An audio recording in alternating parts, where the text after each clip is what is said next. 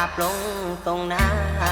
ขอวอนไว้เจ้าพ่อกรรมฐานลูกนี้มาขอความเห็นใจมารดาลูกป่วยถึงยามสวยหมดทางแก้ไขหมดสิ้นหนทางจะไปลูกจึงได้วิงวอนมาหาสองมือประนมกราบลงแทบพื้น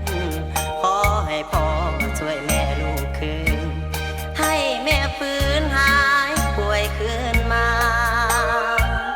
งัวควายขายสิ้นเป็นหนี้สินหมดสิ้นปัญญาหมดเงินซื้อบ้านซื้อยาลูกจึงมาขอความการุณพญามาเฮงเจ็บปวดแสนทรมานเข้านอนห้องพยาบาลสมสารหัวใจวาวุ่นแม่นอนห้องขาเหมือนดังมีไฟเผาลนเห็นแม่ควงเคหนลูกก็การน้ำตาบ่ไหว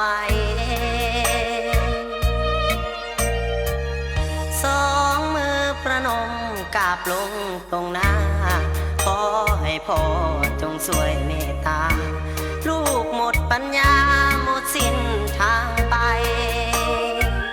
เขาลือกันว่าพ่อกรรมฐานเก่งกาจสานใส